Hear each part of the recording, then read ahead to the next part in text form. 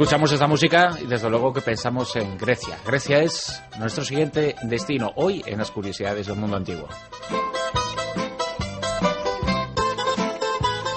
Curiosidades que analizamos como tantas y tantas veces con nuestro colaborador, con Ignacio Monzón. Muy buenas noches. Muy buenas noches, Bruno, y encantado de volver con vosotros. Durante las últimas semanas no has podido estar con nosotros, los oyentes te han echado de menos y todo el equipo del programa te manda, y ha estado pendiente de ti, te manda un enorme abrazo y un gigantesco saludo en estos momentos difíciles que has pasado, que ha pasado toda tu familia. Sabes que con todo el apoyo de la gran familia de la Rosa de los Vientos, de los que estamos aquí delante del micrófono y de los que están ahí detrás del transistor, te han mandado sus abrazos. De verdad es que se nota, se nota ese aprecio, y más en estos momentos. Muchísimas gracias, Ignacio, por estar con nosotros tan poquitas semanas después y bueno, pues deseando contigo seguir disfrutando de estas lecciones de historia que nos has estado dando durante los últimos tiempos sobre Roma, curiosidades del mundo antiguo, especialmente situadas en Roma, tanto geográfica como históricamente. Vamos a volver un poquito más atrás en el tiempo, ¿verdad? Sí. Nos vamos a situar en Grecia, que es, yo no sé, pero por lo menos popularmente se considera la antesala de Roma. No sé si para los historiadores es exactamente así o no. Sí, sobre todo a los helenistas les encanta recordárnoslo a los romanistas, que nosotros somos unos, o los romanos, que eran unos copiones, que eran, tenían una falta de originalidad, y que todo viene del mundo griego. Ya lo decían los poetas del 19, es que todos somos griegos. Ahora hemos escuchado esta música y pensamos en Grecia, y pensamos en esa península, pensamos en lo que es el país geográficamente hablando, hoy conocido como Grecia. Sin embargo, lo antiguamente conocido como Grecia era mucho más, tanto en lo geográfico como en lo social. Claro, porque uno puede definir Grecia de dos maneras. Grecia es la tierra que crea a los griegos, o Grecia es la tierra donde viven los griegos. Nosotros realmente no hacemos historia de Grecia. Ya lo decía un gran maestro mío, don Luis García Iglesias, hacemos historia de los griegos, y los griegos son los que hacen Grecia. Y los griegos llegaron mucho más lejos que esas fronteras que hoy tenemos, abarcaron gran parte de ese mundo mediterráneo. Sí, ya desde el siglo VIII, entre otras cosas, como suele suceder siempre, por causa del hambre, tuvieron que empeñarse en un montón de aventuras marítimas, y llegaron prácticamente desde el oriente, desde las costas de Turquía, pues hasta la península ibérica. Los griegos, como decimos, son la antesala un poquito de los romanos. Sin embargo, al hablar de similitudes, de parecidos, de divergencias entre unos y otros, los romanos siempre pensamos en un pueblo en donde la guerra fue muy importante para su expansión. Los griegos llegaron muy lejos, pero no establecieron un estado tan unificado, tan marcado como el de los romanos. No, y esa fue en parte su mayor fuerza, esa competitividad, pero también la causa probablemente de su asimilación por parte de los romanos. Los romanos fueron una sola ciudad que se fue adueñando de todo el Mediterráneo. Ellos realmente fueron un montón de ciudades. Fueron una sola nación, pero nunca un Estado, pues son dos conceptos diferentes. Desde el mismo momento de la aparición de lo que entendemos por mundo griego, hay varios tipos de griegos, ¿no? Sí, esos famosos micénicos, como Agamenón, por ejemplo, todos los que aparecen en la Ilíada, en la Odisea, el mismo Ulises, Héctor es un troyano, pero Aquiles, esos son los griegos más arcaicos, los que llamamos aqueos. Se llamó micénicos porque la primera ciudad que se descubrió fue Micenas, o que se redescubrió, pero ese sería el primer grupo. Esa civilización aquea dio paso a la civilización arcaica y clásica, formada por tres pueblos diferentes, cada uno con su dialecto: los dorios, los jonios y los eolios. Mundo griego, ¿cuánto tiempo, cuántos siglos, digamos, que dura su imperio? Por llamarlo así, que no sé si tampoco es exacto, porque con Roma sí lo podemos utilizar, pero igual con todo lo que nos estás contando con los griegos es totalmente distinto, ¿no? Sí, porque como digo, no es que los griegos formaran un país, sino que eran diferentes países, y algunos imperaban sobre otros. Los espartanos siempre imperaron sobre los mesenios. Pero, digamos, su civilización fuerte, que digamos, si lo empezamos a notar a partir del periodo arcaico, a partir del siglo VIII a.C., realmente dura hasta la dominación romana. Pues hasta el año 30 a.C., que es cuando Octavio Augusto toma Egipto. Ese Egipto que ya no era puramente egipcio, sino que era griego. Aunque podemos llevar toda esa civilización prácticamente hasta la toma por parte de los turcos, hasta 1452. Cuando hemos hablado contigo del mundo romano, hemos dicho que tantas y tantas cosas se parecen de nosotros, de nuestro pueblo, de nuestra cultura y de nuestra civilización al mundo romano, y que en cierto modo, bueno, pues si establecemos una línea histórica, descubrimos que muchas de las cosas empezaron entonces. Sí. En esa misma línea deberíamos situar en el inicio de esa carrera por la civilización actual también al mundo griego. ¿Se entendería Roma sin la aportación de Grecia? Pues, aunque lo negaré, mañana en la facultad, negaré haber dicho esto, la verdad es que no lo podríamos haber entendido.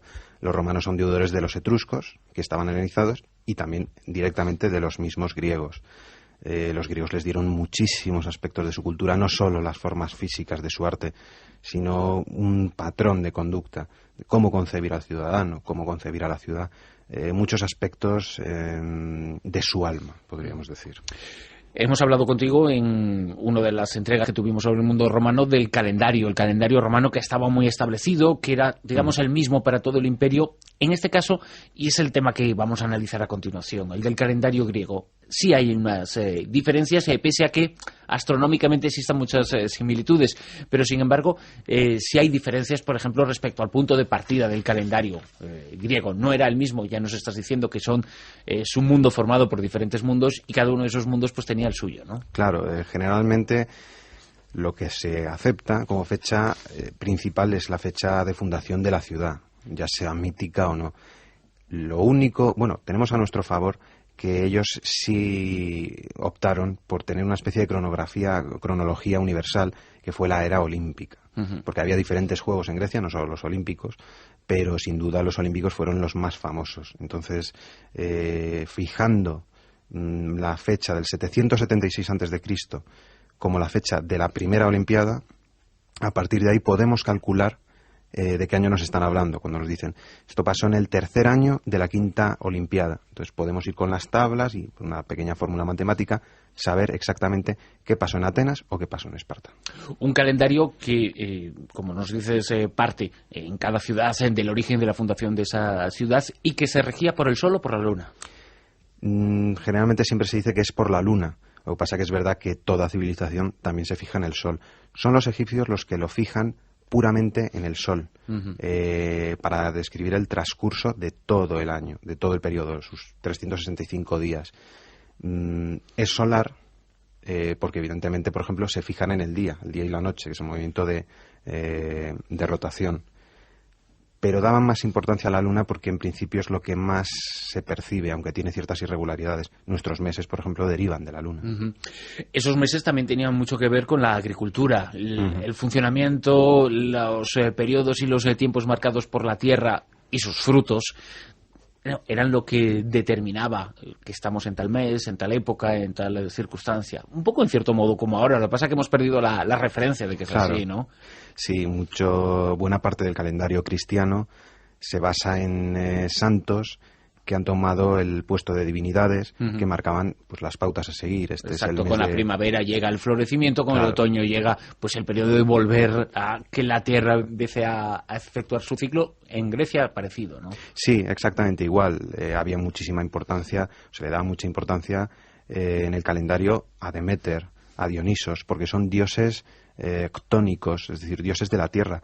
A Hefestos, por ejemplo, se le trata muy poco en el calendario, porque Hefestos es un dios de la industria. Entonces, lo que importa, como pasa siempre en todas las culturas, es lo que te da de comer. Y sobre eso, digamos, eriges tu cultura. Eso es lo que pasó con los griegos. ¿Y existía para ellos un primer día del año, unos periodos tan marcados como los tenemos nosotros, por 3 meses, 4 estaciones? No siempre se fijan. Es verdad que, como son muy variados, lo que mejor conocemos, por ejemplo, es el caso de Atenas. Pero no, realmente los atenienses sí eran mucho más listos y, digamos, comenzaban el año en el periodo, no cuando comenzaba el buen tiempo, que era marzo, abril, sino en el mes de mayor calor, entre julio y agosto, que sería el hecatombeon. Pero realmente, por lo menos hasta donde yo sé, espero que no me agredan mis amigos helenistas mañana, no se fijan tanto en las estaciones. Lo de las estaciones es más de calendario puramente solar.